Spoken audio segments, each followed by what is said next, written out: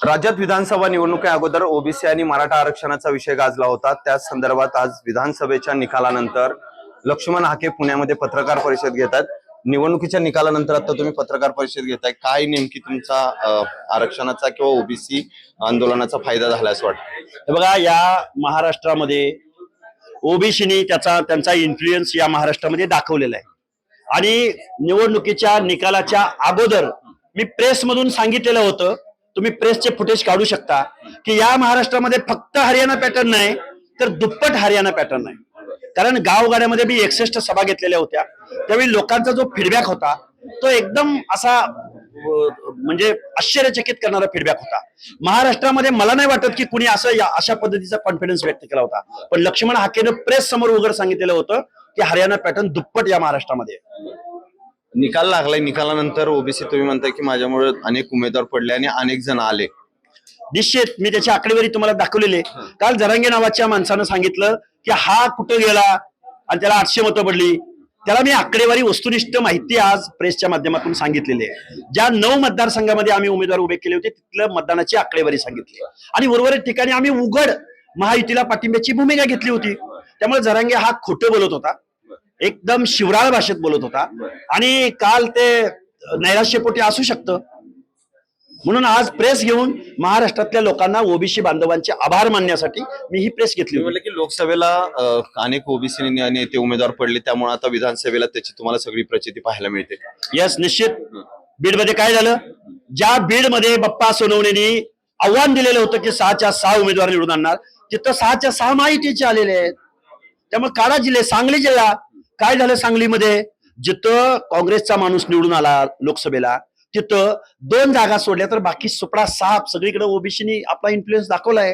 राज्यात महायुतीचं सरकार OBC impact मुळे आले, प्रश्नच नाही। यावं, अनालिसिस करावं तुम्ही तज्ञ मंडळींनी।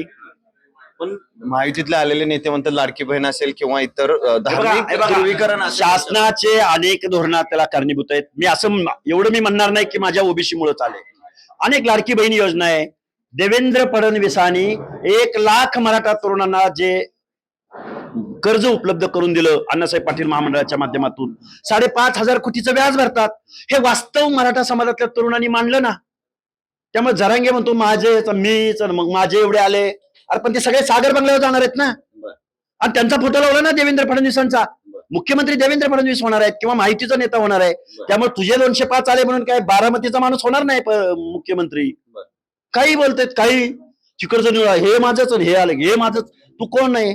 तू कोण काय? तू काय ठेका घेतला का? महायुतीच्या सरकारमध्ये कोण मुख्यमंत्री? आता तुम्हाला की देवेंद्र फडणवीस मुख्यमंत्री झाले पाहिजे। मोस्ट प्रोबॅबल जनतेची भावना वरिष्ठ लक्षात घेतील। तुमच्यावर पण आरोप होतो की तुम्ही महायुतीसाठी काम केले। अरे मी ओबीसी साठी काम केलंय आणि मी ठरवलेलं होतं की जी चळवळ उभी राहिली त्या चळवळीला दिशा देणं माझं काम होतं। त्यामुळे कुणाला पराभव, मी जाहीर भूमिका होती, जर शरद पवारांच्या नेतृत्वाखाली महाविकास आघाडी आली तर 2024 नंतर ओबीसीचं आरक्षण संपलेलं असेल। त्याला लॉजिक असं होतं की मराठवाड्यातल्या 8 खासदारांनी जरांगे पाटलांना लेखी पत्र दिलं निवडून आलेल्या खासदारांनी, मग आम्ही त्यांना मतदान करावं अशी तुमची भूमिका आहे? आम्ही ओबीसी, अरे आम्हाला पण मताचा अधिकार आहे ना। ओबीसी म्हणून आता तुमची नवीन येणाऱ्या सरकारकडून काय मागणी असतील? ओबीसी म्हणून या महाराष्ट्रामधल्या सरकारला आमची विनंती असेल की पंचायत राज मधलं आरक्षण पहिल्यांदा सस्टेन करा। पंचायत राजच्या निवडणुका लवकर घ्या। त्याचबरोबर जिल्ह्याच्या ठिकाणी वसतिगृह असतील, महाज्योतीला निधी असेल, पदोन्नतीचं आरक्षण असेल, गावगाड्यातल्या स्कॉलरशिप, आश्रमशाळा, भटक्या विमुक्तांना पहिलं स्थिर करा। ज्या अ ब क प्रवर्गातली माणसं आहेत त्यांना गावगाड्यात 1 गुंठ्याची जागा द्या। ज्या भटक्या विमुक्त जाती जमाती आहेत त्या लोकांना मुंबई सारख्या स्लम मध्ये, पुण्यासारख्या शहरात स्लम मध्ये जे जमिनीशी समांतर पालं करून राहतात त्यांची पहिलं पालं काढा, तर तुम्ही फुले शाहू आंबेडकरांच्या महाराष्ट्राचे मुख्यमंत्री असाल। कारण की परत एकदा आंदोलनाचं हत्यार उपसतायत, अनेकांना आव्हान करतायत की आपण परत एकदा आरक्षणासाठी एकत्र आलं पाहिजे, काय भूमिका? जरांगे, तुझा पोत्यारा केलेला आहे महाराष्ट्रातल्या जनतेनं, त्यामुळं तू जरा आंदोलनाची दिशा बदल, मागणी बदल, आम्ही सुद्धा तुला पाठिंबा देऊ। ओबीसीच्या आरक्षणामधून मागणी करून जे 10% एकनाथराव शिंदे साहेबांनी जे आरक्षण दिलंय त्याच्याकडे बघ जरा, मुलांचं नुकसान व्हायला लागलंय। त्यामुळे तू ओबीसी मधूनच पाहिजे म्हणजे तुला ओबीसीचं आरक्षण घालवायचंय का?